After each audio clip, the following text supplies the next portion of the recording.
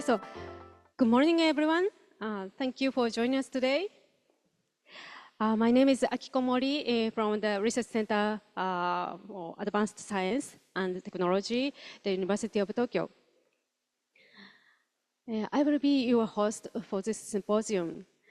So today's symposium will be conducted with simultaneous interpretation between Japanese and English.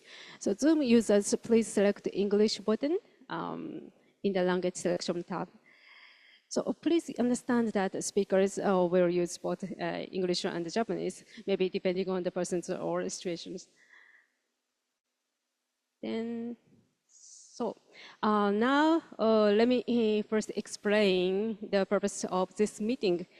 So at this meeting, at ARCAST, I work to create new educational opportunities by connecting university resources with schools, municipalities, and high school students or junior high school students. So this activity is based on the increasing need for university involvement in secondary education in Japan in recent years.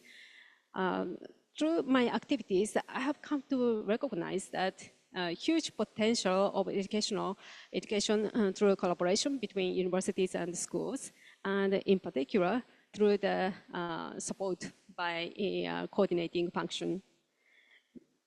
Then in February of this year, I went to Brisbane and New Zealand on this to conduct research on this theme, believing that it's important to discuss the theme not only in Japan but also with the colleagues at overseas universities.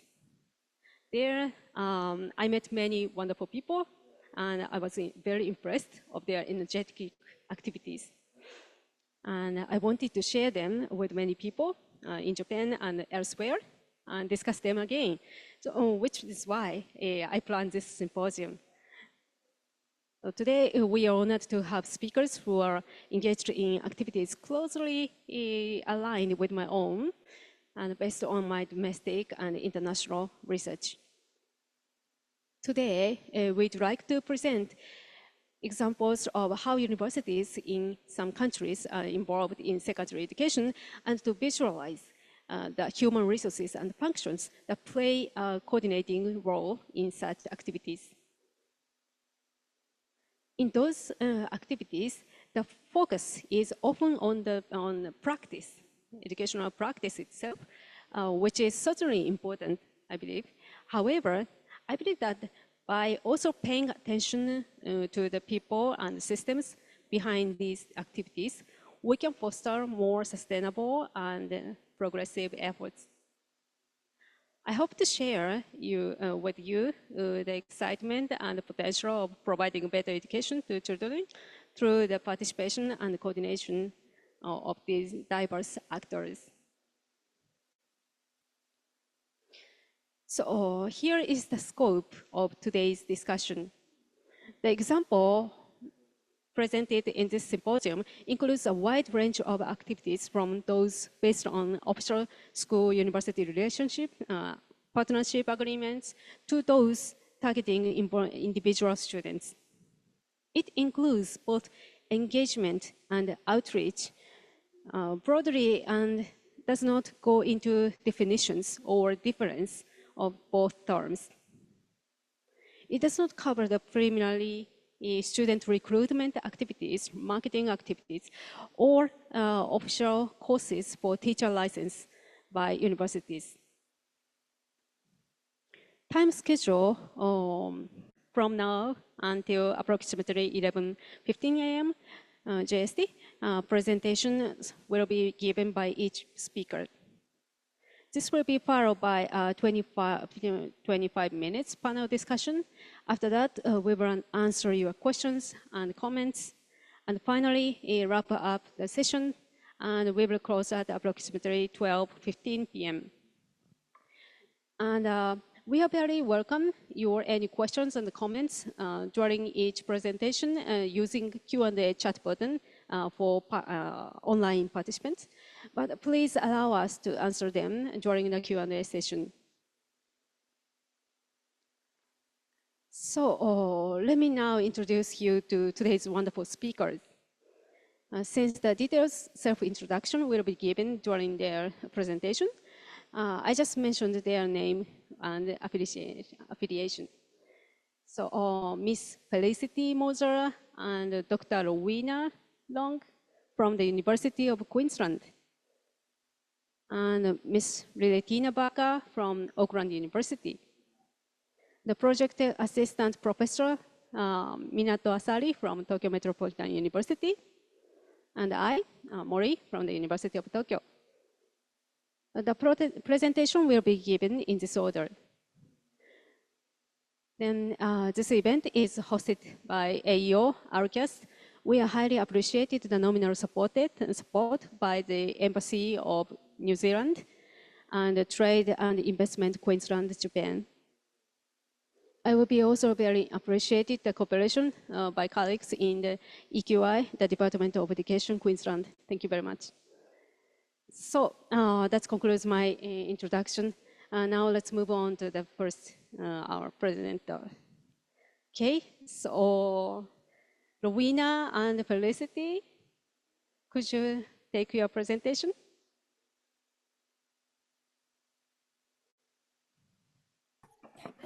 Mori さん、いろいろとありがとうございました。皆さん、はじめまして、クイーンズランド大学のロウィーヌと申します。25年前くらい、高校生の時に留学生として1年間四国の高松市に住んでいました。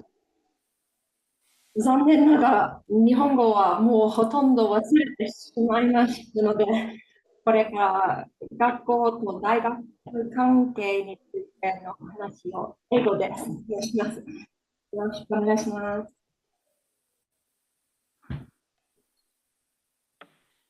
Thank you very much. So today we'll be talking about some examples of school partnerships at the University of Queensland.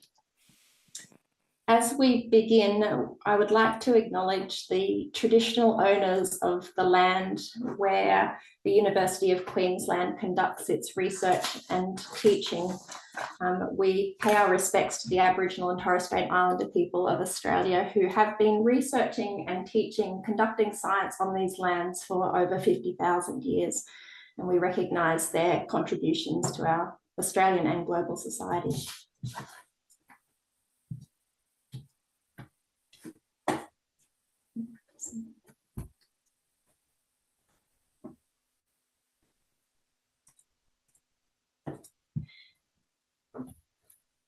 I work at the University of Queensland with my colleague Felicity Moser, and our role is titled a School Relationship Manager.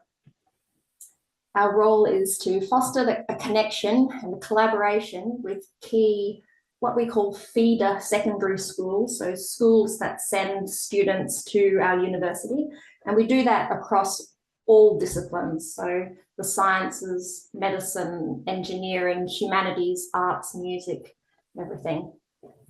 My background is that I studied agricultural science when I was at university. I came to university at this university for my undergraduate degree, and I also completed a PhD here in agricultural science. I then continued on as a researcher in the sciences, but while I was doing that, I did some volunteering at a small primary school in Western Australia, and I fell in love with teaching. So I returned to study at university, and I studied to become a secondary teacher of Japanese and biology. And since then, I've worked on the interface between secondary and university. So I've worked in a medical research institute as an education coordinator, and now I sit in this role for the University of Queensland, looking after the university's relationships with particular science high schools or secondary schools. Now I hand over to my colleague Felicity, who will introduce herself. Good morning. My name is Felicity Moser. I am currently working in the role as relationship manager here at the University of Queensland. My background is that I studied an international business degree and then moved into training and into banking. which was a little bit of a different career.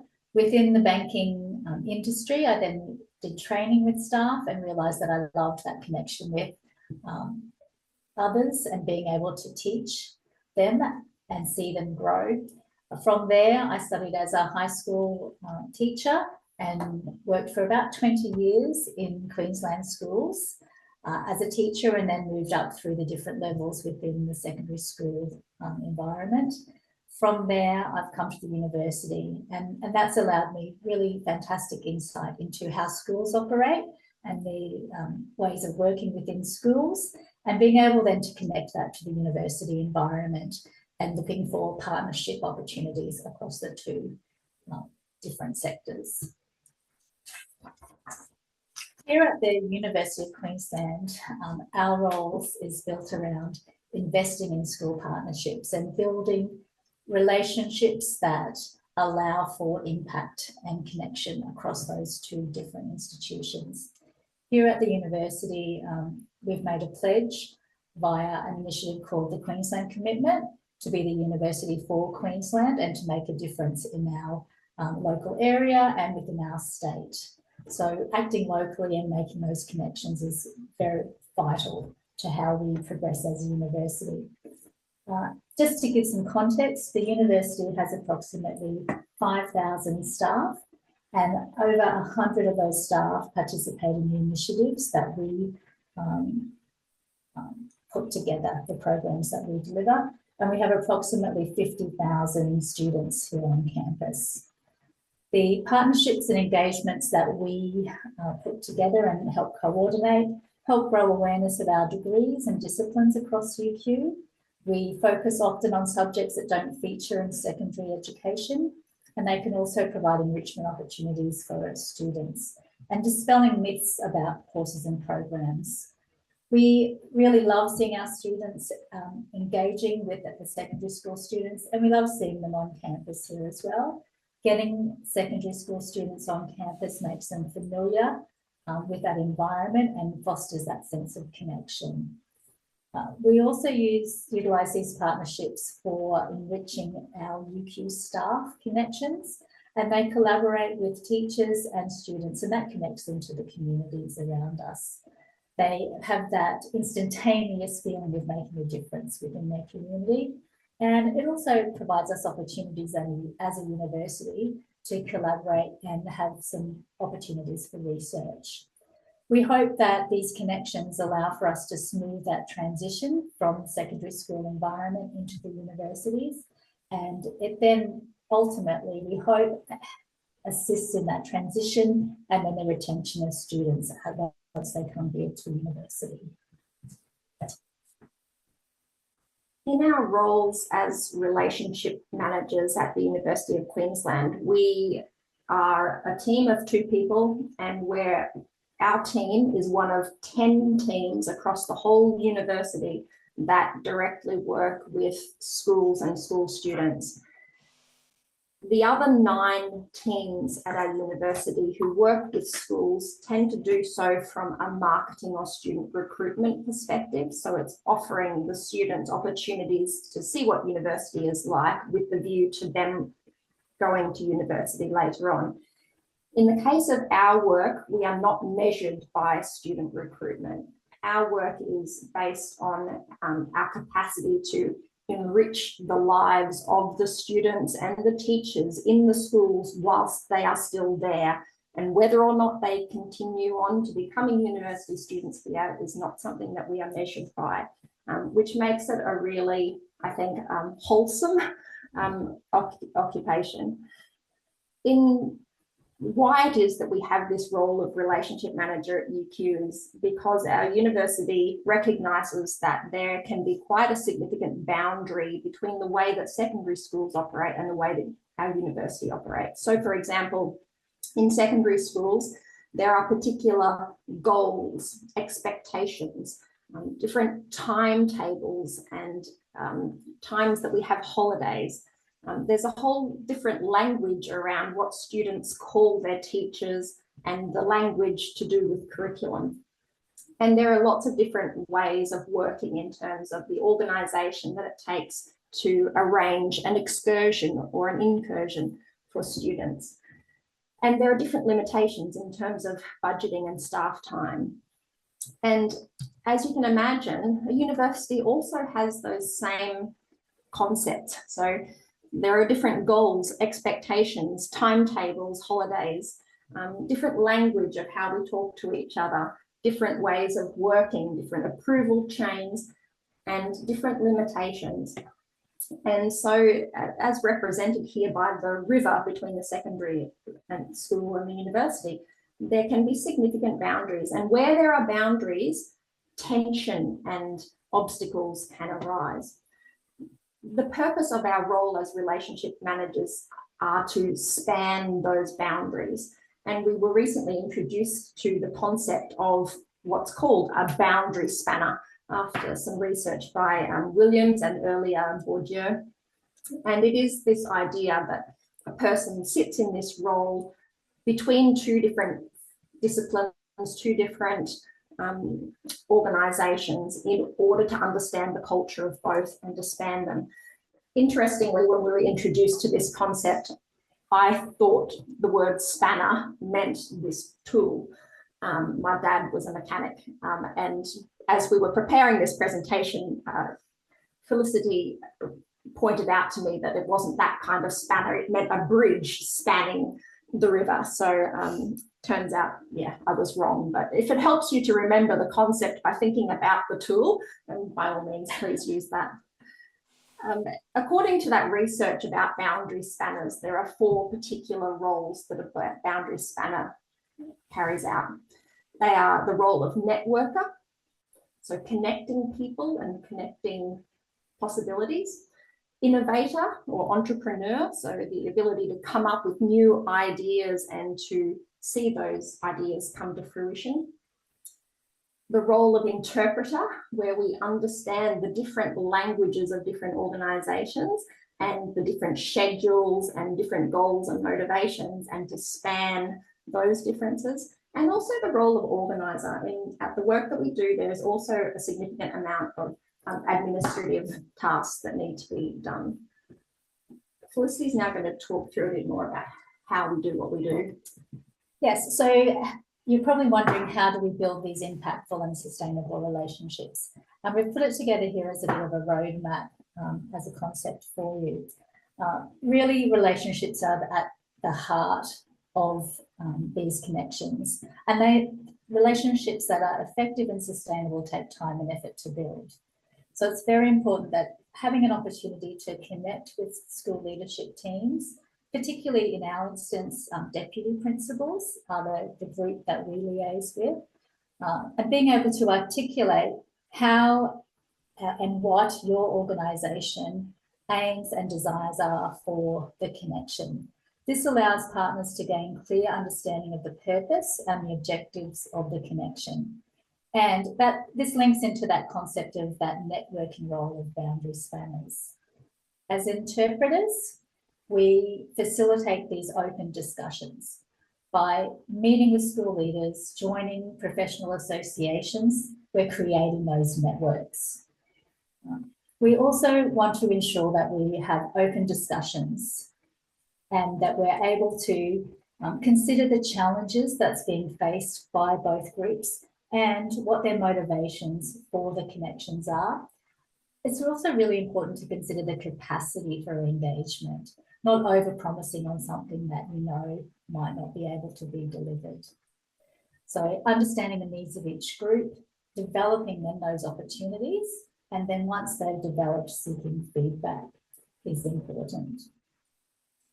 In those connections, it's also important to think about the purpose, as I said, of those connections. Once they're created, how will we engage whether they're successful? And what will their impact be? When we're thinking about capacity and how we might create these activities, being able to identify specific needs within communities and the schools we engage with is really important. And through then creating as the innovator or the entrepreneur aspect of boundary spanners allows us to organise and plan and put together the experiences for our secondary school groups. What's key really is that our experience tells us that it's very important to have open communication, to collaborate effectively and create sustainable partnerships and connections, and to be flexible, because by cultivating and nurturing those connections in honest and authentic ways makes those relationships sustainable. We have two examples of schools that we have very tight partnerships with to share with you today. The first of these schools is called Brisbane South State Secondary College, and this school is a new school that was opened in 2021. So each year level, it increases by one cohort of students. So they're currently up to year 10 level. There are about 250 students per year group, and 20% of the students that come in sit an exam in order to get into the school, and they are assessed for their abilities in science and maths and their general capabilities, and they can be selected therefore to get into a biomedical science academy within the school. This school has a signed document with the University of Queensland called a Memorandum of Understanding that says that for the next 10 years, we will work together with the school to support their curriculum design and delivery, and we'll have a very close relationship. I guess the points of difference for this particular school compared to other schools in Queensland is that it is fully digital. There are no real pens or pencils in the school. All the students' work is done on computers. And they really focus on cross-disciplinary teaching. So rather than having separate maths, science, humanities subjects, quite often those subjects are taught together by two teachers in order to cover a unit that might span physical education and science, for example. The second school that we work with on the right-hand side there is the Queensland Academy for Science, Maths and Technology. This school has been established since 2007. It has all year levels for secondary school from year 7 to year 12, and it is 100% selective entry. So every student who goes there has sat an exam and has done exceptionally well. So these are very highly capable students. This school also has a memorandum of understanding with UQ, and it has about 200 students per year group. The point of difference with this school is that it runs the International Baccalaureate program. So the students graduate with a diploma that is internationally recognised, and also that it's selective entry. I'm very conscious of time, so we will give maybe just two of these examples here. The first one, the examples we had planned to share with you today were the Biomedical Sciences Academy, which is a partnership with Brisbane South State Secondary College, and we have a second program with that school, the Language Learning Program. I might skip over that one in order to go to the third, which is the Research Mentoring Program with Queensland Academy for Science, Maths, Technology. The Biomedical Sciences Academy is a collaboration with Brisbane South State Secondary College, so that's the school that's closest to us. It's about 1.5 kilometres walk over a bridge.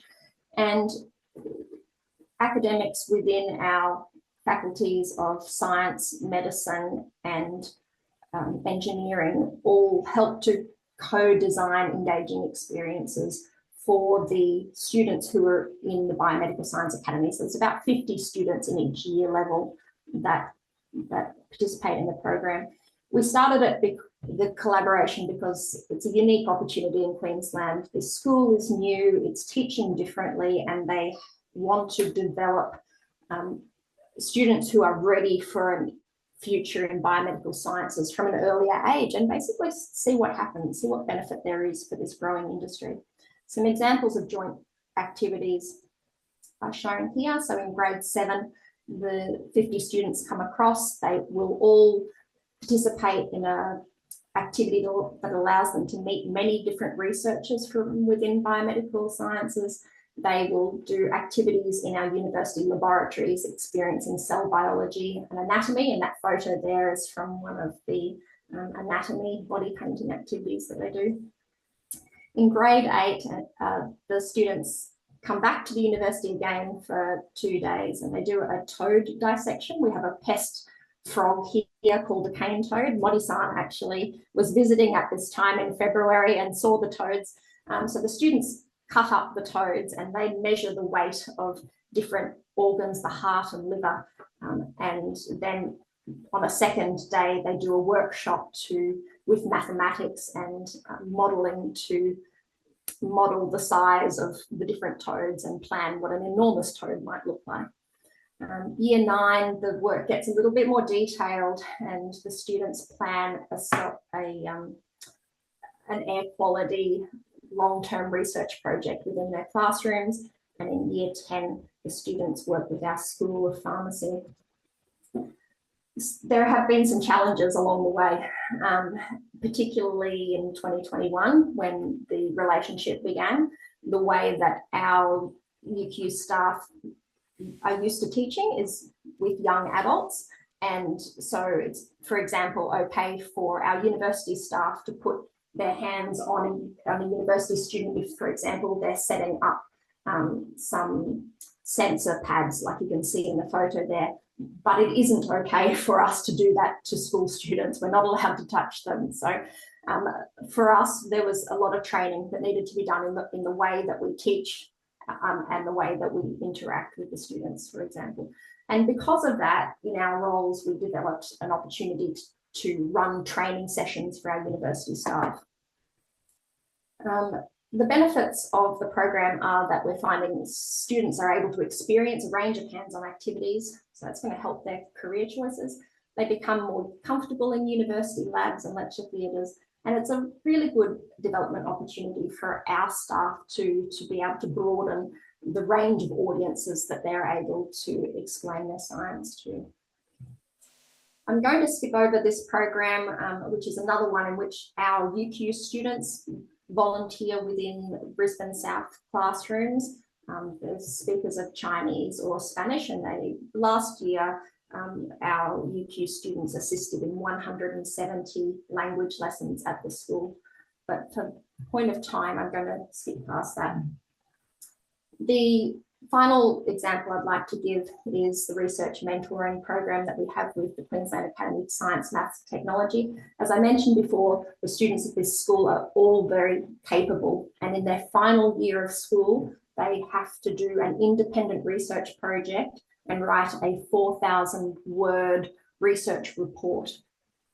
Many of the students are operating at university level whilst being high school students. And so for about 30 of the students, we pair them with a university academic or PhD student, and that UQ staff member or student will mentor the student throughout their year, challenging their ideas.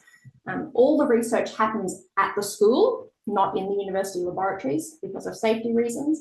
And the way it works is that the mentors and students meet together every 2 weeks.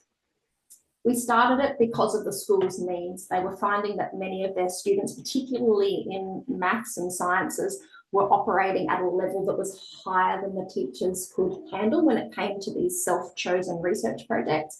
And so they asked us whether it would be possible, and we've made it possible.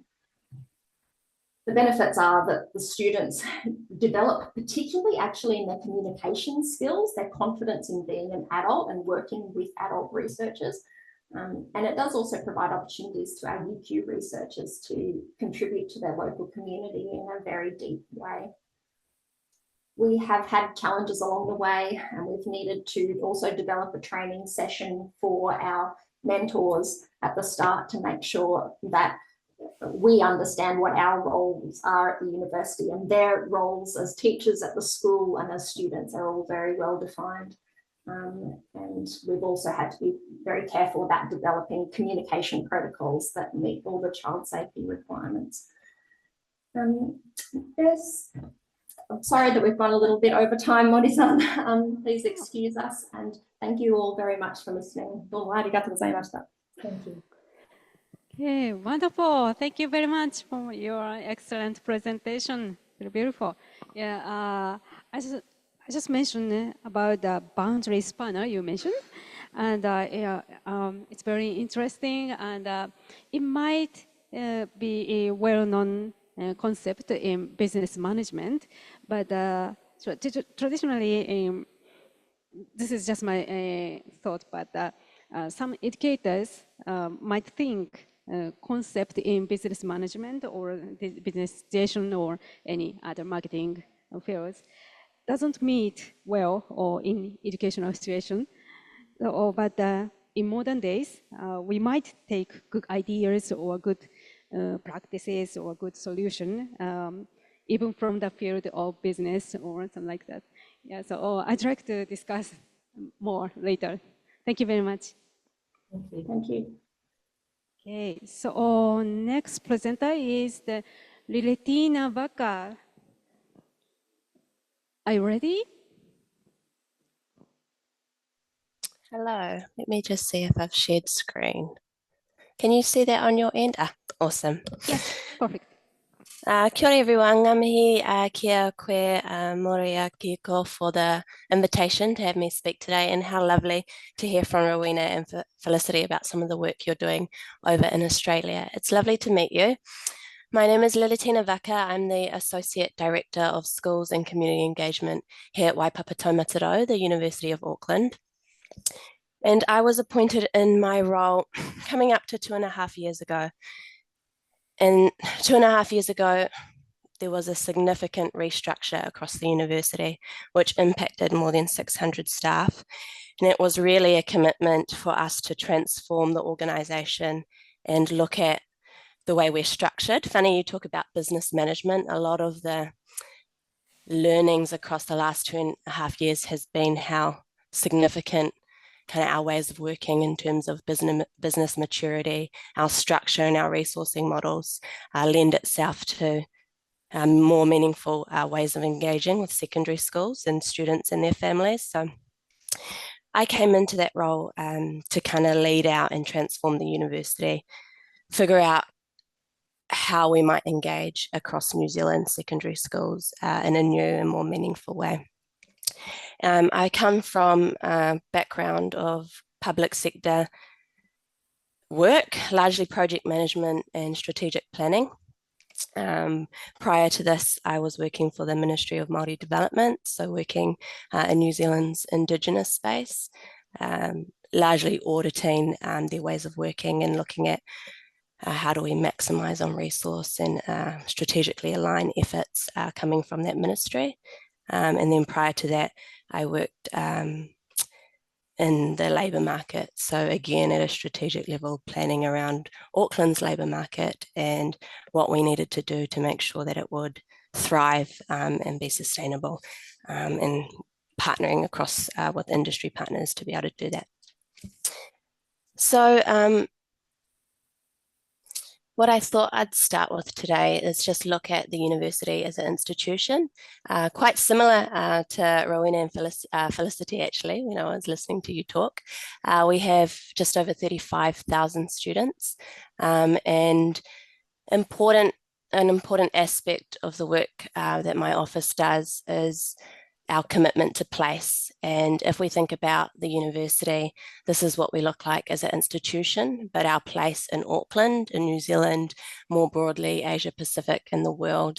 And so while we have 6% Indigenous population here at the university, it's also, the latest census shows we've just got over 19% Indigenous population in New Zealand. And so again, if we think about meaningful partnerships and how do we contribute to the place we belong in and serve as an institution, that's a key component. How are we engaging with and partnering with our growing Indigenous population? And you can see we've got a while to go in terms of work to really be representative and partnering in a more meaningful way. In Auckland, I thought it would be interesting contextually to share with you that 1 out of 4 Auckland births is a Pacific birth, so Pacific Islander, largely South Pacific. And of the Pacific and Indigenous populations here in New Zealand are really young and fast growing. And so again, our commitment to place and our commitment to society, my role is to understand that and to be able to respond and partner with these communities, of which I come from both, which helps in a meaningful way. And then, of course, 40% of Auckland's population was born overseas. And so we're the kind of largest, most diverse city in New Zealand. And again, thinking about how do we internationalize who we are as an institution and what does that mean in terms of partnering with schools. I'm going to talk a little bit about the education system. What are we seeing domestically, and what we're seeing domestically is also being mirrored globally. So domestically this year, we have the students who graduated last year from secondary school across New Zealand have the lowest rates of academic achievement that we've ever seen in New Zealand. Within that, there's some significant change happening across our secondary schools.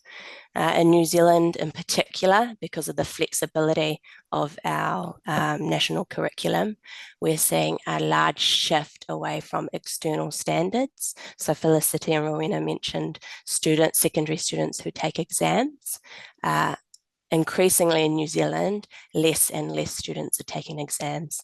And what we can see in our data is exams really supports with academic preparedness and achievement in university. That's not a lesson we want any of our young people to learn once they get to university.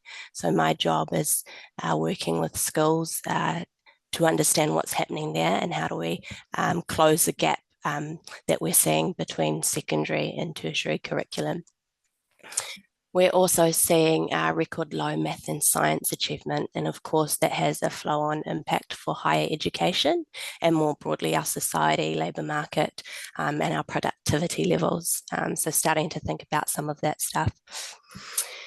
Another case for kind of transformation is our community and customer expectations. They're really changing, whether that be our young people themselves in terms of a seamless journey and what that looks like in terms of omni-channels and how that works.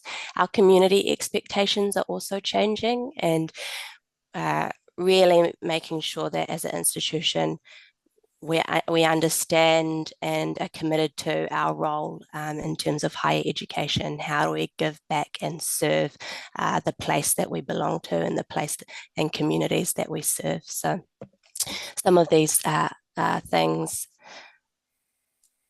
And so if we think about the context and the landscape, what does that mean for my office? 2.5 years ago, when all of this changed, what were you trying to establish?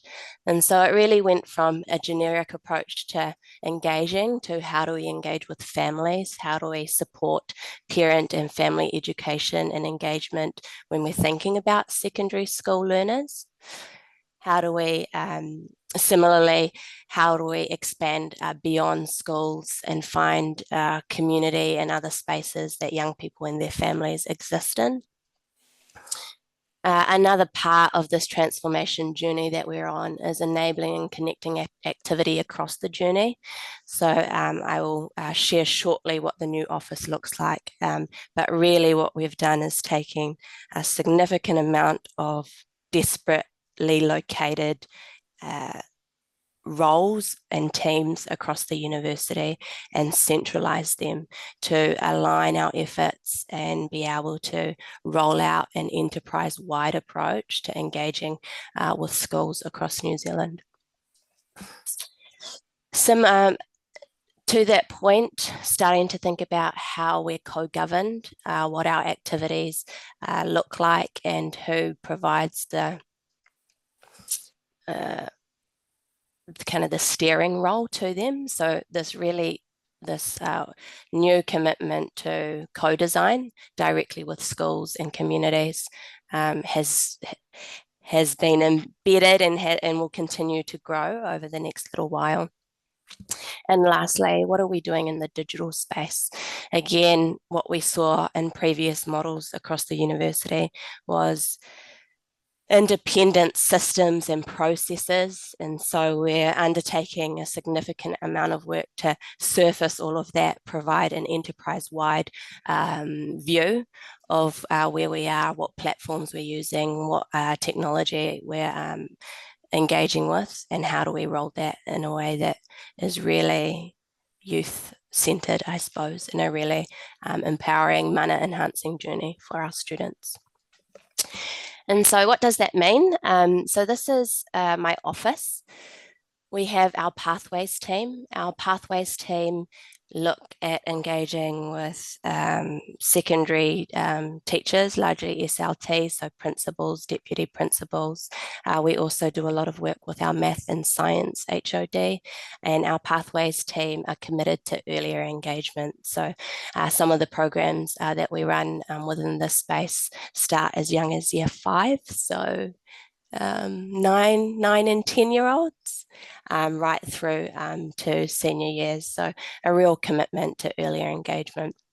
I should add as well the importance of talent. And so while I'm not an educator, our Pathways manager was previously an assistant principal at a high school. And over the last 2.5 years, we've been building our talent and capacity and network in part by bringing on educators into our office who can close that gap between tertiary and secondary. If we move to our Tiringa team, they focus on junior high school years, largely engagement, transdisciplinary, early exposure to tertiary. Again, really nice to hear some of the alignment we have. Rowena and Felicity, both Pathways and our Tiringa team are not measured by recruitment. Their KPIs are really around how we're partnering and what impact are we making across the community. Then we've got a Potaki role who leads our Māori Indigenous engagement space. Anaru Parangi, who manage this, also has some Māori staff who feed into this work stream, as well as has built up an Indigenous student body. So more and more we use students, our university students, to engage directly with secondary students. And so Anaru's role, if we think back to our commitment to place, is to provide strategic advice, not only to our office, but to anyone else across the university who might be considering engaging in the secondary school space. We've also got our Rewanga stream of work, and this stream of work really is targeted at some of our highest achieving cohorts of learners, similar to what Rowena and Felicity were talking about. How do we provide extension opportunities that really engage and support some of our highest achieving students to thrive and get early exposure to the university? And lastly, we have a team of faculty embedded advisors. So we have a team that now sit within faculty, and what that allows us to do is to strategically align and have one vision and approach to engagement as a university, and then see that delivered out. Still, that's faculty specific. So I'm going to share a few things we do. One of the things we do is a cross-school initiative based off MathX, if you know it. It's a large math competition, and unfortunately in New Zealand, the academic achievement rates and social deprivation or social economic status in New Zealand are very closely linked. And so this initiative created math challenges that some of our lowest decile or students in poorer areas were not being exposed to because of the way our education system and society more broadly is structured. And so what we do across the year is bring together over 600 students to engage in competitive maths. And I want to share, I'll just hand it over to Mori, Akiko. I believe you've got access to the next video, which I'll let you play.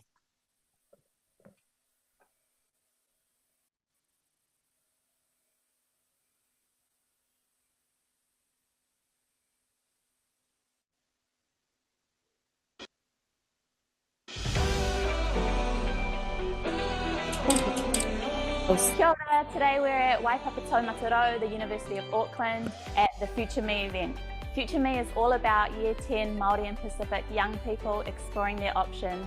We've got over 400 young people exploring our campus, trying a whole bunch of different workshops, exploring different pathways and supporting their learning journey moving forward as well. In terms of what I've seen as a teacher, it's important for students to understand what subjects are important in terms of getting to the pathway that they want in Year 13. So if they're making those right decisions now in Year 10, informed decisions through programs such as this, then it gives them much more options when they leave high school. Our students will be able to engage. Activities like our Unleash space where they get to see the 3D printers, and they'll get to experience things where they're really creative. There's things like robotics, creating solutions from problems. They'll be able to take some learnings away. They'll also be able to take a taste of what they could be seeing in their future. So as an institution, it's really important that we create a space for our Pacifica community to feel a sense of belonging for them so that we can celebrate them, and we can also create a space for them to thrive in as they come into Waipapa Taumataro. Ko te wāhi hei tawira Māori, ka piki mai ka kake mai rungi tō mātou marae a Waipapa Taumataro. So the value into coming into your marae here is that there's a place for you to learn, to study, to grow, and to find your group, your tribe within the university. We've had an amazing day here at Future Me today, and the kids really enjoyed it, and we had great engagement with them, and we're really proud to be shaping the next generation.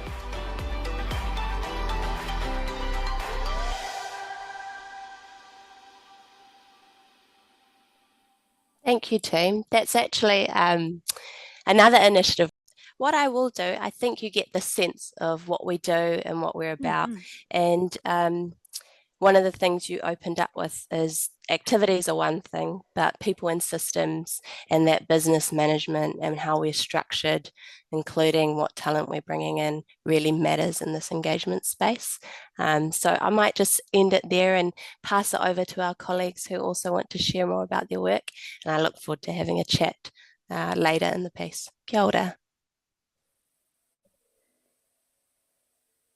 Thank you very much, Liletina, and as usual, a very beautiful and a very well organized presentation. Thank you very much. And you mentioned that new model, especially about centralized new model. I'm very interested in that because usually in academia, academic people doesn't like managed.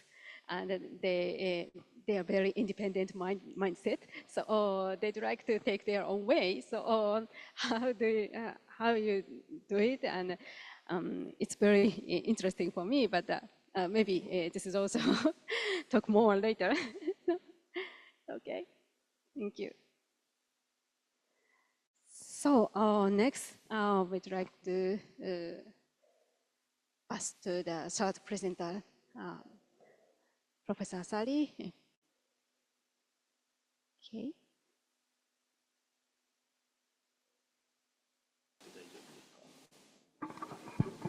Okay, so let's begin.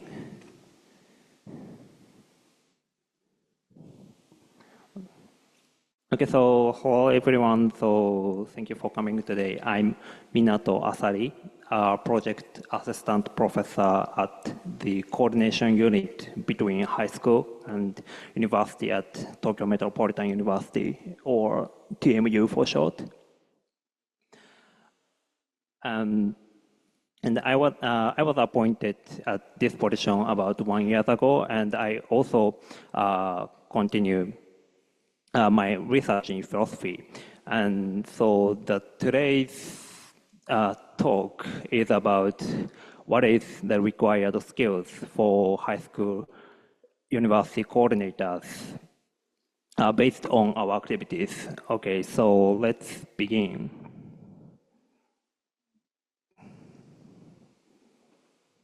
Oh, sorry.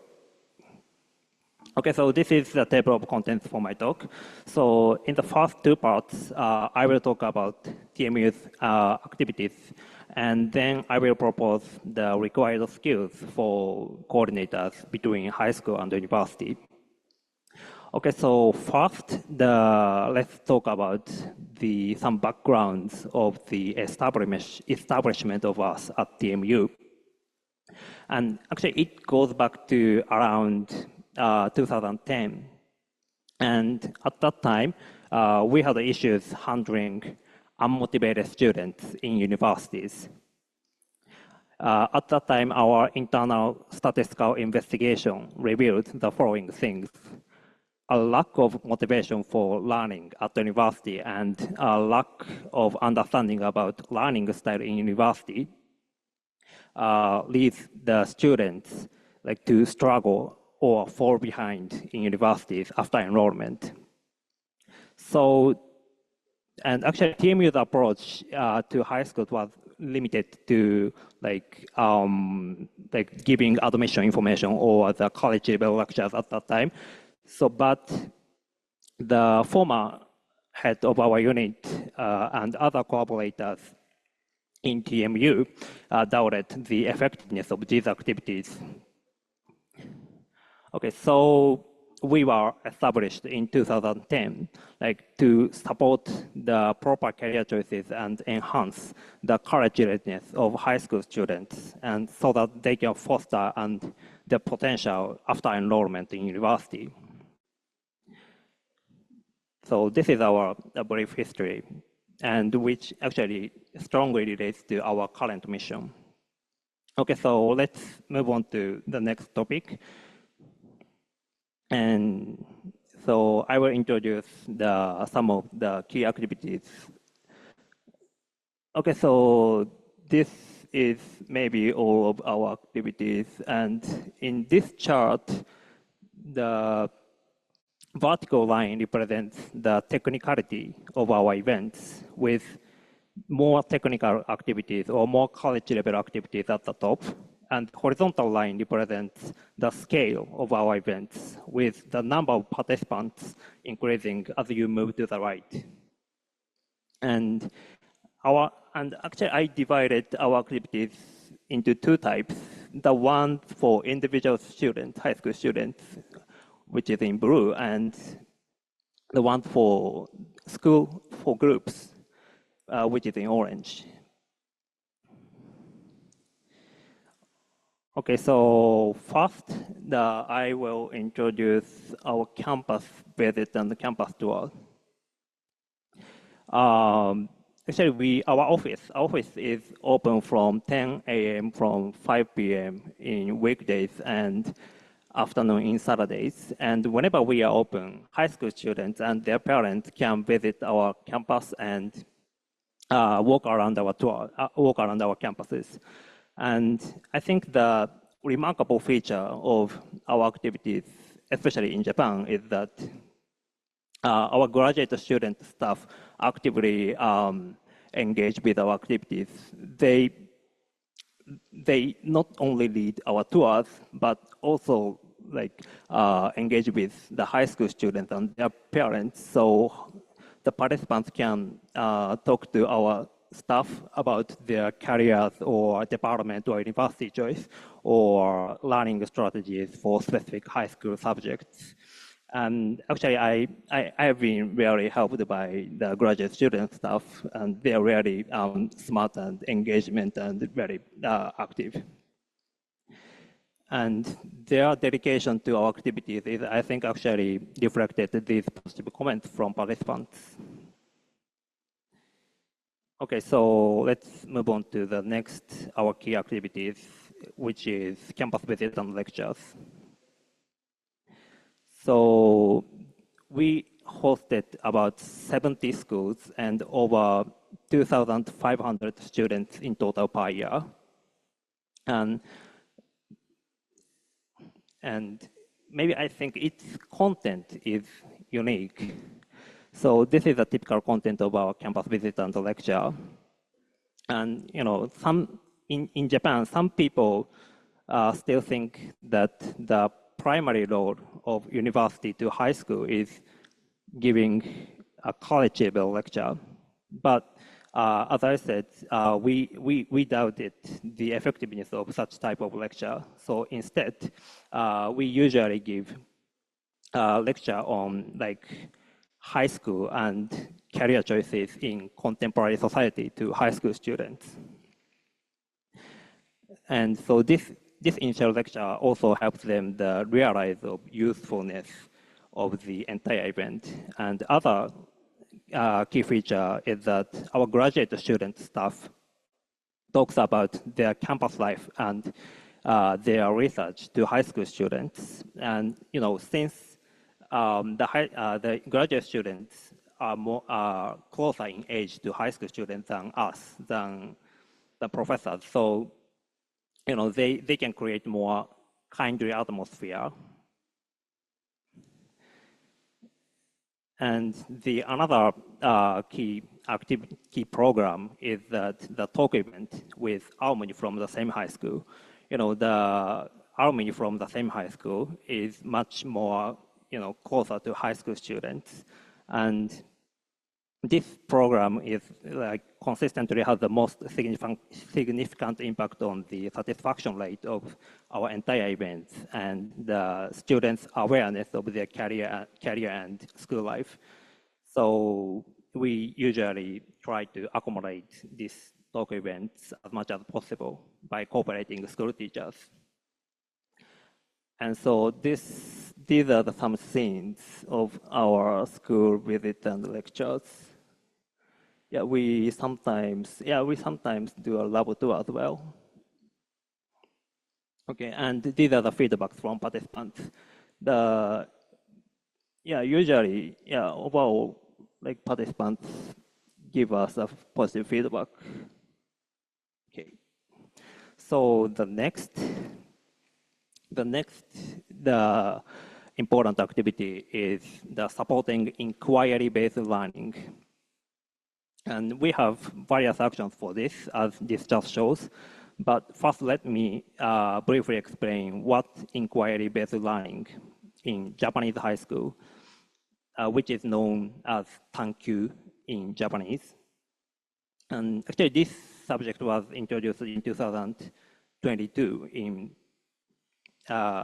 high school, but its subject is designed to engage high school students in research and community problem solving. So the Ministry of Education in Japan lists the following as one of its goals, which says to discover questions from interactions with the real world and the relationship between oneself and one's own life, raise issues, gather information, organize and analyze it, and summarize and express it. So basically, they want high school students to do research. And as I said, this subject was introduced as a compulsory subject into every high school in 2022. And these are some examples of the title of inquiry-based learning. Some are very based on the high school students' real life, while others are more technical, using like modeling or mathematical tools. All of them are really interesting. But the problem in Japan is that many high school teachers have not experienced such type of research in high school. So we provide a lot of assistance to them. So sometimes we give a kind of a lecture about what research is at all and hold some workshops for students to practice like the topic that interests them and raise a valid research questions. And another thing we do is that we sometimes send teaching assistants to high schools to help high school students in classrooms. We also host online conference for high school students in which they can give a presentation about their research and give feedback from experts. And we also give free lectures on inquiry-based learning for high school students and also provide tutoring services by our professors to only to like very advanced schools. So overall, so we do a lot of things, and I have covered our history and activities. So I will move on to the main topic of this symposium. So what are the skills required for high school university coordinator? So first, let me introduce Mori's recent work, Miss Mori's recent work. In her recent paper, she claims the necessity for what she calls education outreach coordinator, EOC for short, and defines the required skills.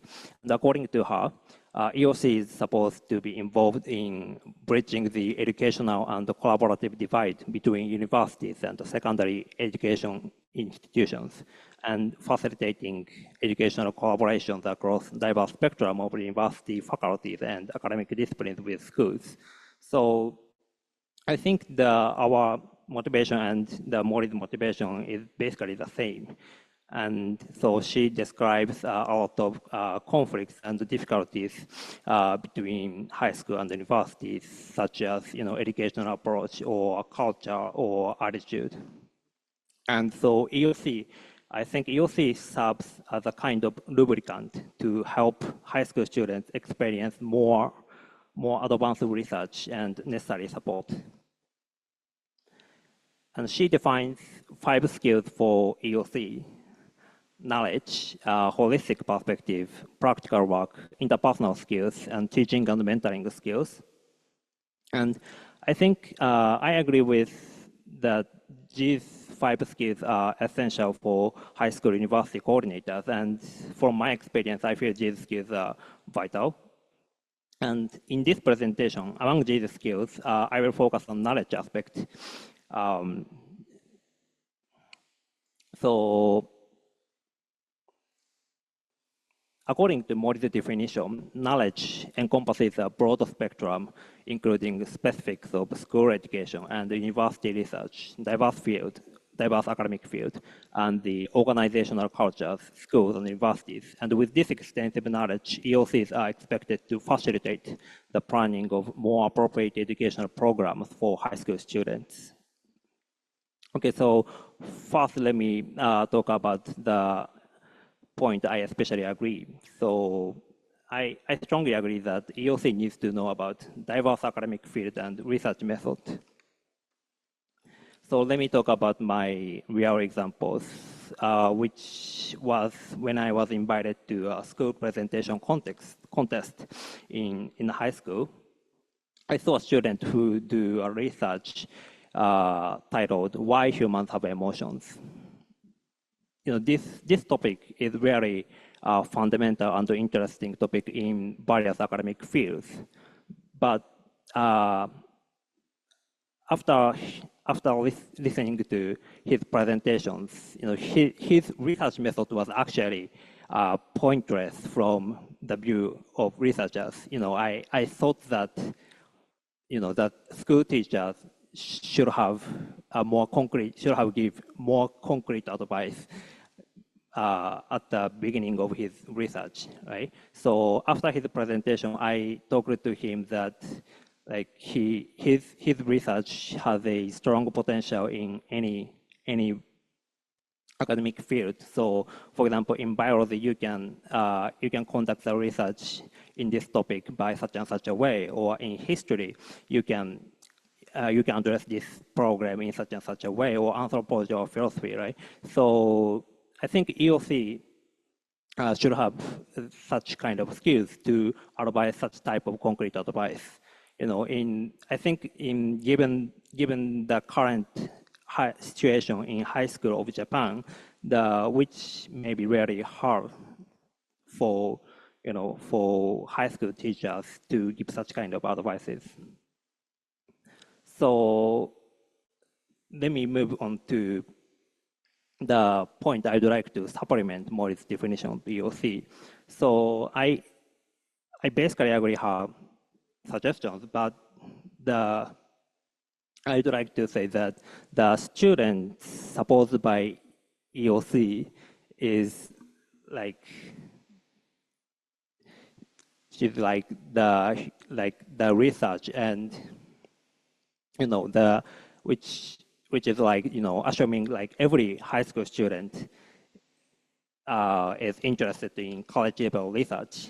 But as I said, the initial part of my presentation, this may be not the case. So, high school students are sometimes, very busy with their club activities or numerous school assignments, and sometimes wasting on their time on their smartphones. So I think not every high school student is ready for research given their maturity level. So, it will be limited to top-tier students from top high school who are enthusiastic about college-level research. So also the students' motivation and situation also vary by school to school. And each school has its own difficulty engaging students in inquiry-based learning. So I think the EOC should be familiar not only with the secondary education curriculum in general, but also with the individual situation of each school to detect and propose what types of support and approach will be effective for each student and school. And so, for example, OTAC 2013 shows that just giving a college level lecture does not lead to enhancing the independent attitude of students who are not ready to choose their careers based on their own internal interests and their relationships with society. So I think the student must take many steps to be ready for academic exploration. So many high school freshmen need to start by understanding what a university is, first of all, and thinking about their careers, even vaguely. And next, they can cultivate their interests and become interested in academic faculties and departments and understanding for example, the differences between science and engineering. And through these stages, many students can gradually find what they want to learn and investigate at the university. Then they can finally embark on research. And I know these stages are not straightforward, but as coordinators between high school and university, we need to provide the most effective assistance depending on which stage the students are in. And even one thing is that high school teachers sometimes have too high expectations for their students. So they sometimes assume the exposure to college level lectures or advanced laboratory instruments or tutoring by college professor will make students actively think about their university and department choice. So there's also a huge gap between high school teachers' expectations and student maturity level. But having said that, I think the high school teacher's role is very important in student decision-making and their university and the department choices. And even when it comes to inquiry-based learning, the main instructor should be a high school teacher. Not the EOC or college professor or graduate student, because it is high school subject. So, the inquiry-based learning has a great potential to drive students learning motivation and potential by linking it to other subjects like math or Japanese or English or even music. So I think the high school teacher is very important. They are the person who can make such kind of connections and consistently support for their teachers. So I want to stress that the high schools should not depend on university, but rely on us only when it is necessary.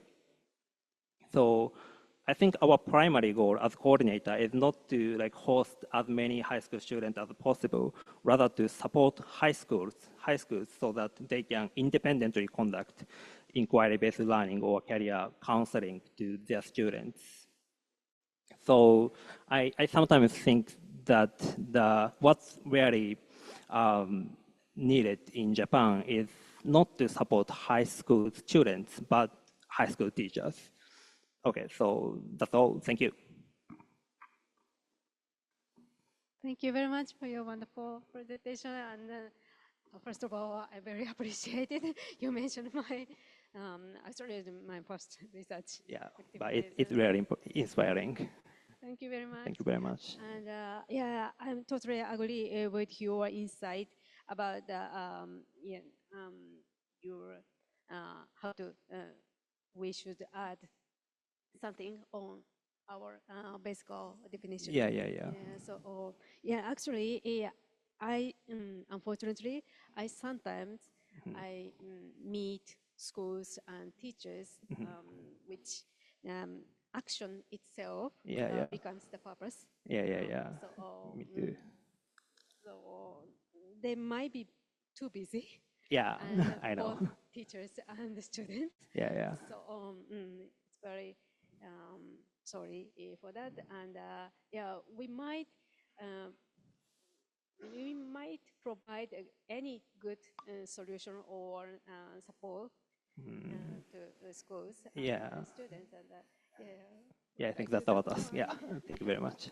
Yeah, thank you very much. So yeah, I need to provide my own presentation. So to help.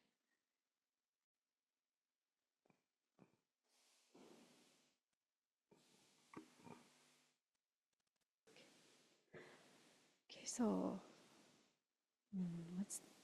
so now I will start my presentation.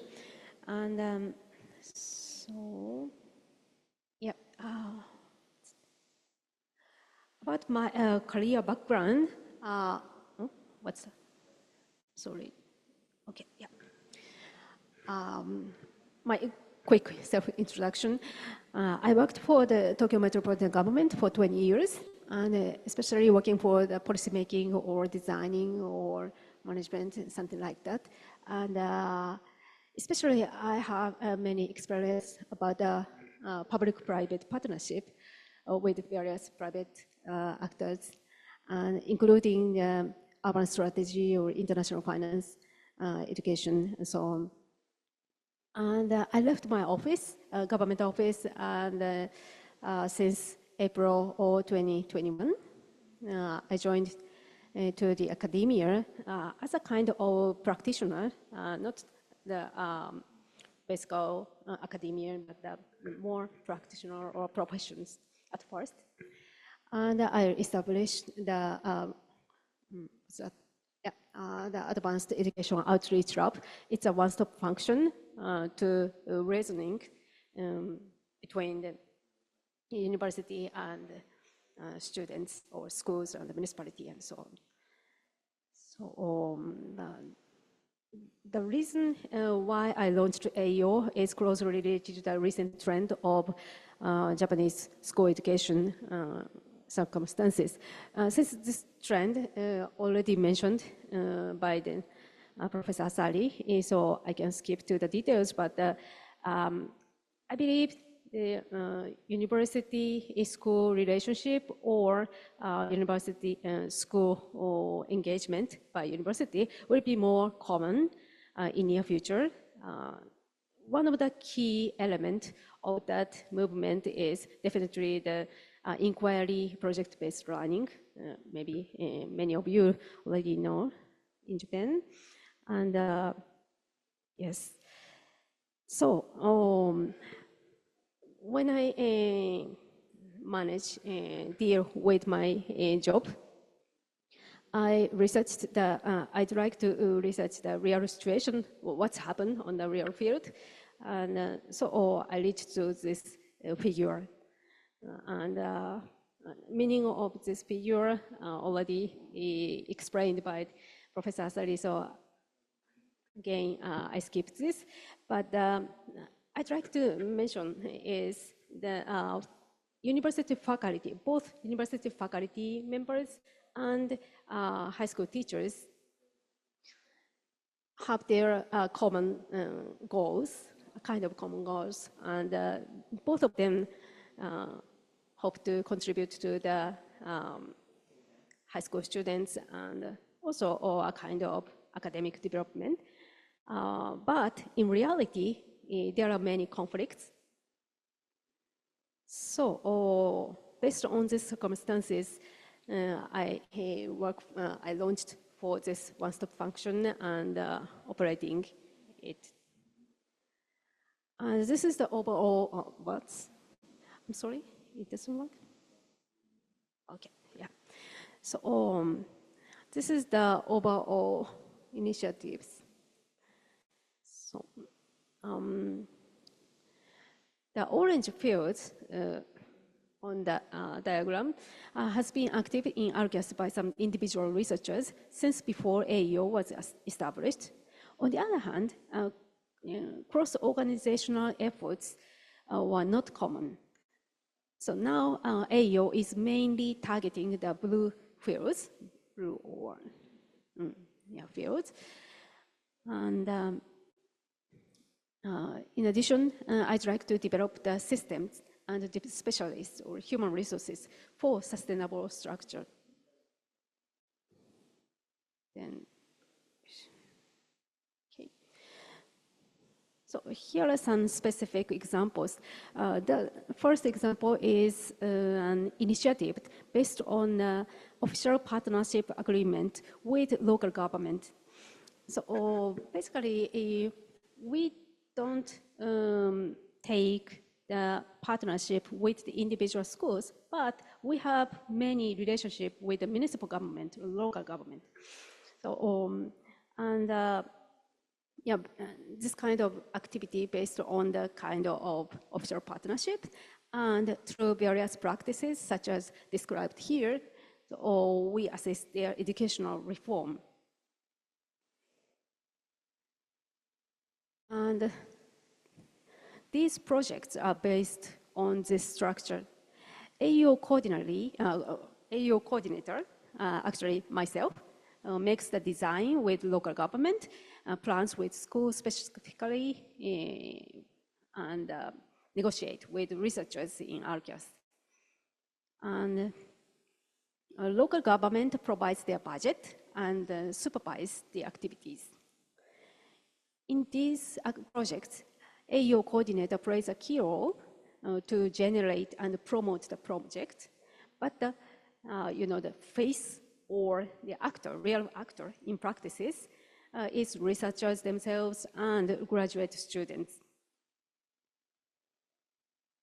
And the next example is a high school researcher project, a voluntary project program of ARCAS. This is a program in which graduate students and researchers provide individual support to students who are interested in advanced research and apply for their program. The structure of the project looks like this. AEO coordinator designed the program, raise funds, matches students with their mentors, depending on their specialties, and make each small unit like this. So I myself observe their units' efforts, and if any conflicts arise among them within the unit or between the unit, I will intervene it. So AEO also welcomed the laboratory visit by schools, hold events to encourage girls to enter the science fields. And sometimes we contribute to the professional development for teachers too. So these are the snapshot of AEO's student affiliates. Registered student affiliates is registered graduate and undergraduate students of the University of Tokyo. We call them student affiliates. As you can see on these photos, AEO's activities are supported extensively by our student affiliate. They are involved in a wide range of activities, from planning specific programs, speaking as presenters, tutoring high school students, and behind the scene works such as online streaming, like today. So as quantitative results, I'd like to share these figures. As you can see on the first line and the second line on the table, more than more than 30 researchers from more than 20 academic fields realized outreach to students each year. So it includes energy fields and art fields, biology, medicine, robotics, inclusive and barrier-free, and political administrations. The number of student affiliates has reached to the 30 last year, including active alumni. As you can see on the fifth line of the table, the number of the participants, mainly high school students were, so mainly high school students we reached, is approximately 1,300 every year. It might not be a big number, but the number of schools they belong is 100 school level. In addition, participants are not limited in the Tokyo Metropolitan area, but comes from all over Japan and even from outside of Japan, including Australia. As qualitative result, I need to explore the method more, but according to the student survey, we could find these three themes in blue-colored, such as opportunity to gain in interdisciplinary perspectives, enhancement of motivation, expanding horizon and awareness. In addition, as you can see on the green-colored letters, some students realized the very high-level research activities, including a winner of a paper award and conducting experiments at a real elderly care facility to improve dementia. So, what is the significance of AEO's coordinators' involvement? I try to think about it by referring back to the figure that identifies the actual situation, goals, and conflicts. Has the involvement by AEO coordinators contribute to achieve the goals or mitigate the conflicts? So, when I consider the contribution to resolving the issues, I will be able to say these things as the benefit for the university. AEO coordinator can facilitate outreach without excessively tying up the time and the personnel of university faculty, thus making a contribution from a resources perspective. In addition, AEO coordinator was able to provide support that considered the organizational culture of schools, allowing university faculty with little outreach experience to engage with confidence. When we consider the benefit for school, many academic fields and researchers that school teachers are not familiar with were successful in their outreach efforts. It will be a contribution from the perspective of knowledge and information. It can be said that the AEO's establishment of a system where school teachers can consult with university faculty, even if they do not have any acquaintances among them, they can consult and talk with university faculties through AEOs.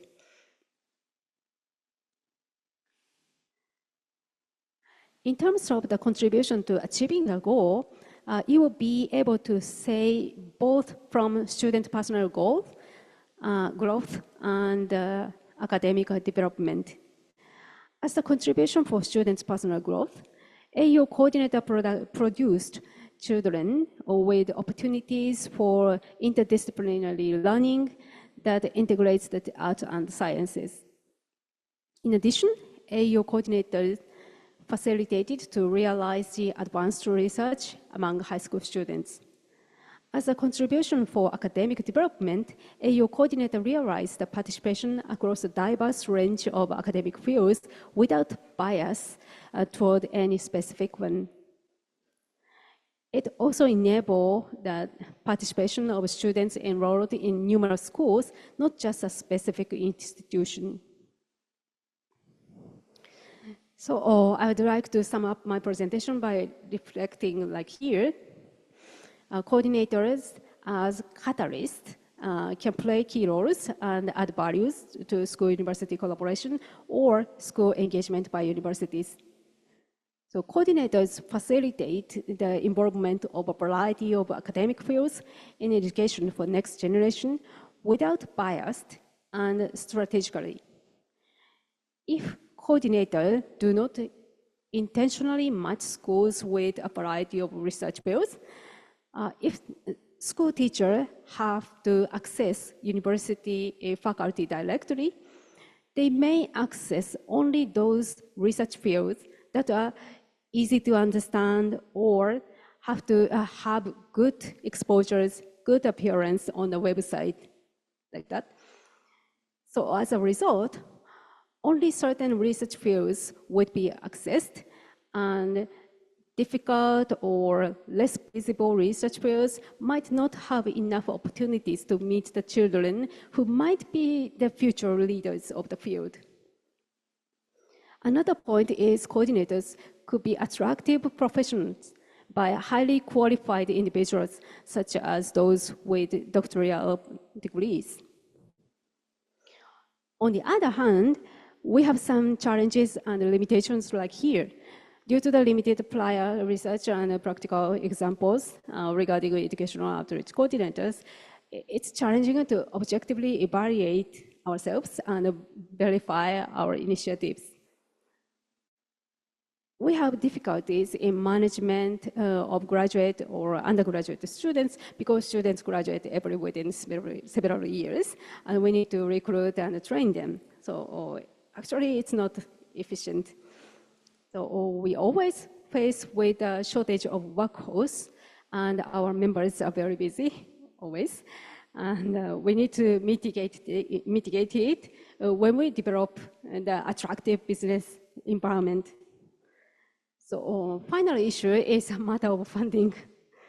In many universities, I believe, at least in Japan, funding for coordinating professions are limited or nothing at present.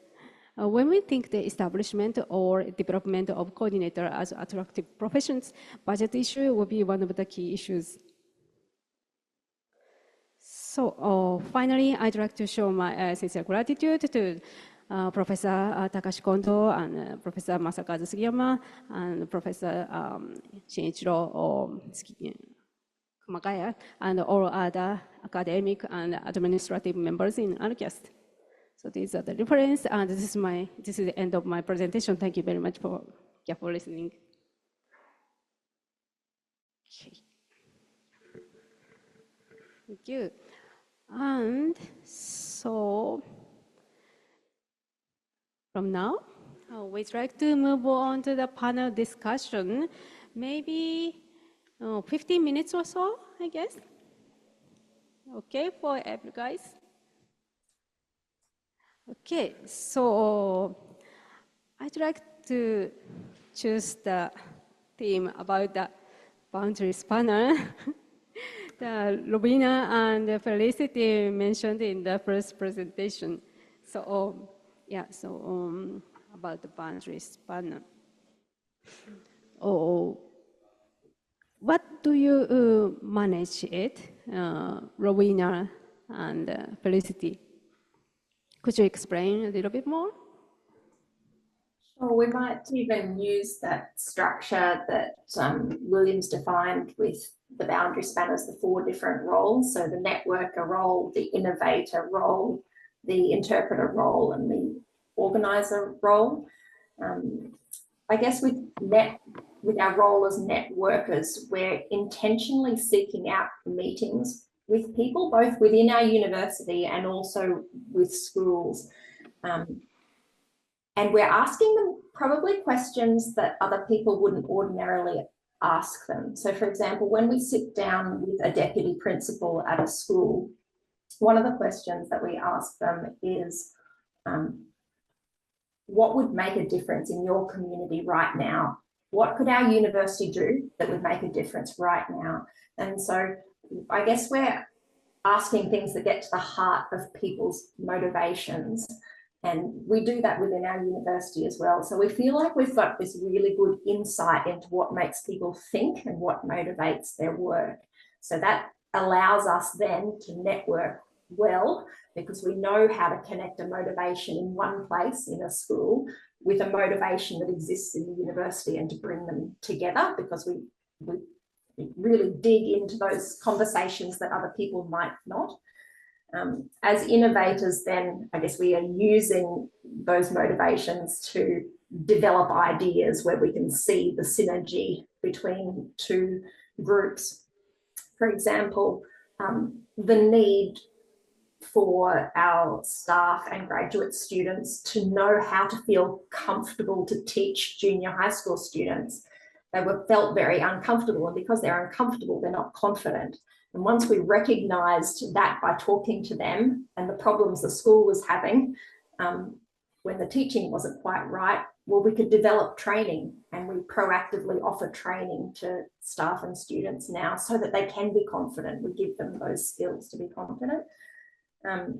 As interpreters, a lot of our work is just understanding the tensions, the differences between the ways that schools operate. Sometimes a school will ask for a particular workshop to be delivered or a particular opportunity, but the time they're asking for it is the second week of our teaching semester, when all our staff are busy, or when it's marking time. And so we can carefully say to the school, well, actually, that timing is not going to work for our people, but could this other week work? And we look at the school calendar to make sure that they're not on holidays, or they're not marking or in exams. So there's a lot of interpretation there of the different ways of working. And then as organisers, putting it all together, doing the planning, the administrative work, the connecting of people, the emailing, all of that organisation that's required behind the engagements as well.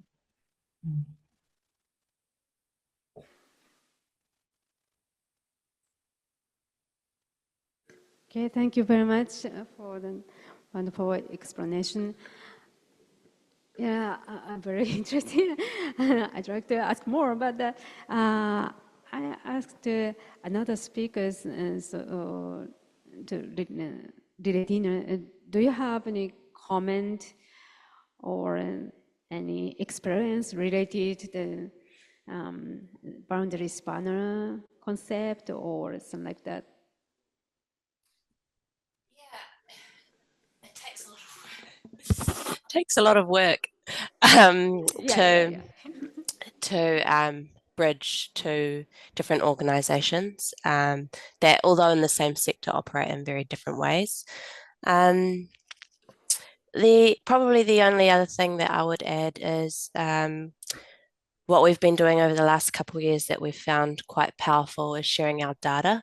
And in relation to what Sean has asked, we've been doing a lot of analysis on academic preparedness at the high school level and sharing it directly with schools. And so sometimes sharing that data with who shares it though. So I don't share it. I'm not an educator. How do I get a former, well-experienced, well-networked secondary educator who now sits in our office to share with secondary schools some of the insights we have? And what we see from that is what schools are asking or what they're hoping for their students quickly changes. So one example is the importance of exams. Here at New Zealand, you can get into university without having sat any exams. It's a quirk of our national curriculum. And so schools weren't aware of the relationship. And so for them, they were doing really well. They had their students doing lots of internal credits, getting what they needed to enter university, and it was our job to go back and say, are we setting them up for success? Let's partner to make sure that this happens. So probably in terms of spanning or bridging the two sectors, I'd say data and honest conversations, and who's having those conversations all really matter. Oh, thank you very much. Good point, Liletina. Yeah. Actually, I heard that it's very good point, I think, because when Rowena and Felicity mentioned about the professional development for academic faculty, I thought it's very difficult for me. Yeah, because academic faculty members are very established themselves, so they have a confidence of their own ways. So how we, it's not a good way to teach them. As Liletina mentioned, to show the evidence or data or fact would be a good way to negotiate or communicate with them. And so as a kind of professional development, it's not a pushy way. So I very appreciate the good idea from Liletina and Rowena, Felicity. So by the way, what do you think, Professor Asari? Do you have plenty of experience for professional development, right? Yeah. So, but may I ask the question to Liletina first? Okay. Liletina, you said that the data is very important, right? So, but from my experience, the school-university collaboration is hard to collect the quantitative data. So, what type of data do you collect, and how to analyze it? I'm not sure how it works in your spaces, but all students that come to the university, we can track their data right back to kind of when they were throughout our high school. So we've got access to all of our students' data, including their secondary school data. And so what we do is provide, we call it cluster group analysis. We look at how students performed at secondary school and what types of subjects, and we've got a range of clusters. And if, I mean, to be honest, we're New Zealand's largest university, so our data capability in terms of analysis is compared to a secondary school who's tight on resources. We can provide a lot of analysis that schools ask for even, which strengthens that relationship as well. Thank you very much. And I think in Japan, almost all of the universities don't have the student data about their high school or secondary education, right? So it's very different from Japan. So I'm actually envy you. Yeah. But maybe maybe we can if we develop a good relationship with schools. Yeah. That maybe work. Yeah, maybe work. Yeah. Systematically, we can't take the data from high schools. We can order them, but if we have good relationship and develop the relationship, but the high school teachers can utilize these opportunities, like to make acquaintances from different high schools, and they can share the information about like the teaching way of inquiry-based learning, for example, and such. Our primary role is like to provide such kind of opportunities so that the high schools don't depend on universities too much. So yeah, this is maybe the one example of boundary spanner.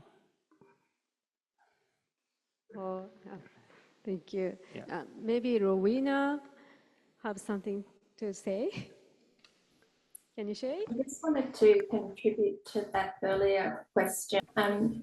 earlier Asari sensei was talking about data, and then Liletina was talking about that too. And so we wondered if we could share what we're doing at the University of Queensland. For the last 3 years, we've been able to use our centrally held data to create reports, and the format of the reports was developed in partnership with some of our key school partners. So if it's okay, I'll just share screen to give you an example of what the inside of the report looks like. And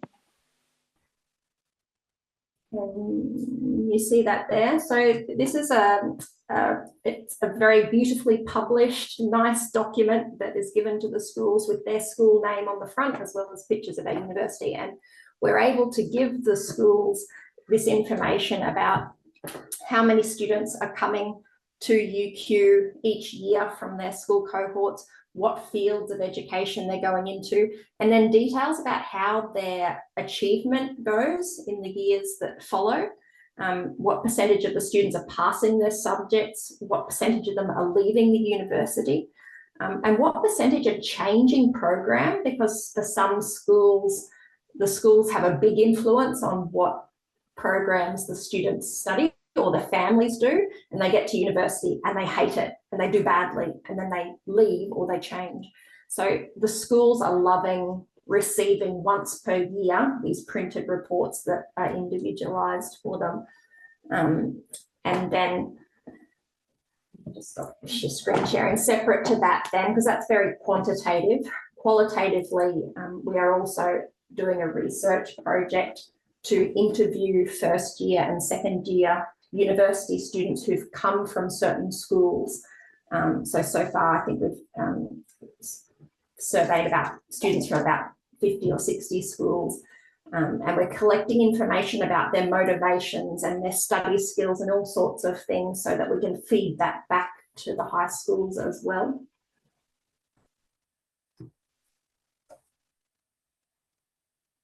Interesting. Yeah, it's very, very interesting. Also, Liletina chat on the chat box. Anyway, yeah, providing data to school or public by coordinators or something like that, it's very, maybe it's very helpful to schools and public, and yeah. So this is the comment by Liletina. Just saying that it's just saying that that's really awesome. We're developing something similar where that data would be accessible per school, so they'd have a unique login and they'd go in and they could look at the last 5 years of their enrollment data, as well as like faculty trends. But we've also included graduate data, because they're obviously included and interested in retention, and then different filters that different schools are interested in, largely ethnicity here in New Zealand. So it's cool. It seems like there's lots of similarities between our approaches. It does, and I love the idea that you're able to be looking at doing that electronically, because one of the challenges we do have is that we can meet with our schools that live close by in Brisbane, but it's very hard for us to get that data in person to schools that are 1,000 kilometres away. And so we create an inequity there. The other issue I think that I liked in what you said is that you're doing it on a per school basis, and it sounds like quite privately. And we're very conscious of making sure that that data doesn't become public. We give each school principal the data, they can share it within their school. But some schools, and potentially very high standing schools, would not want their data to be released if it's not favourable. So yeah, there's certainly some privacy issues around that.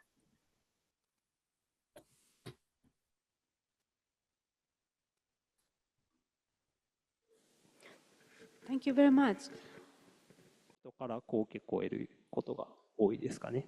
はい。Thank you very much. So maybe time's up now. And we need to move on to the quick reflection. Can you hear me? 声が聞こえないとパネリストの方が言ってますが。Thank you.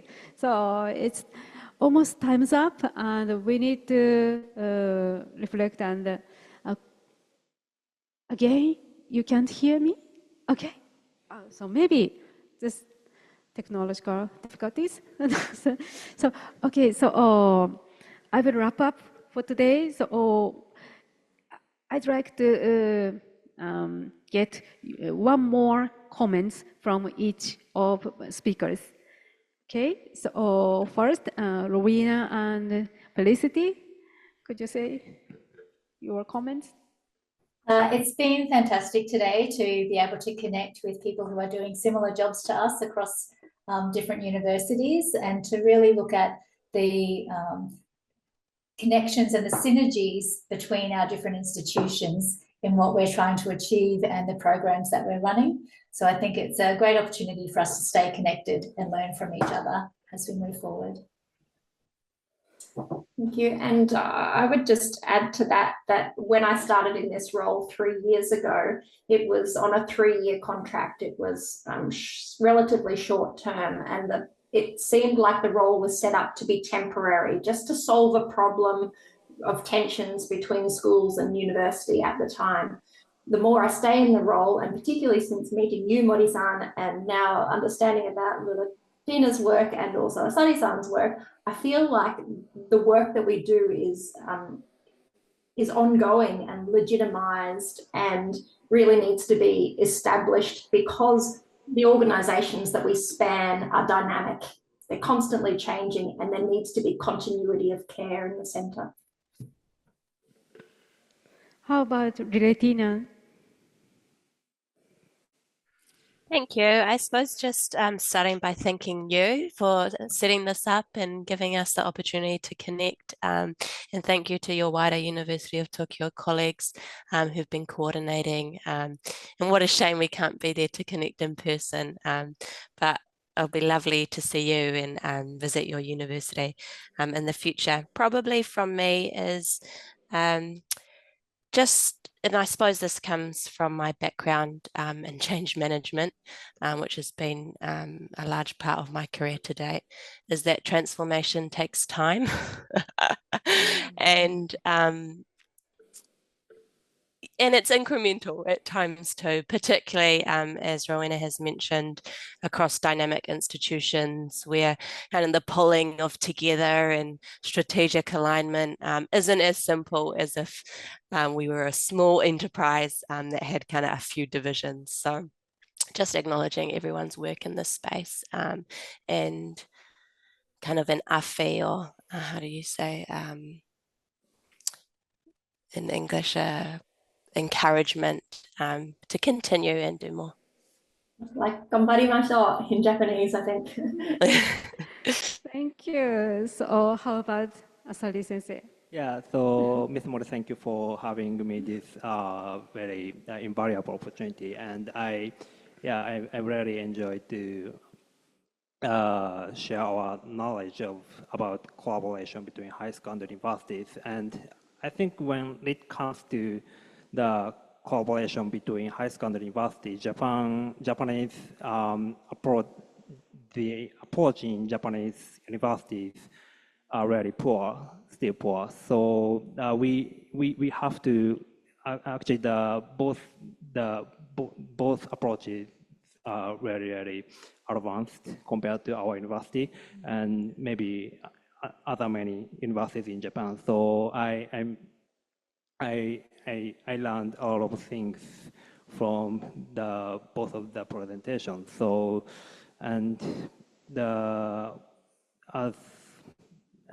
we as a coordinator in Japan, I think we have to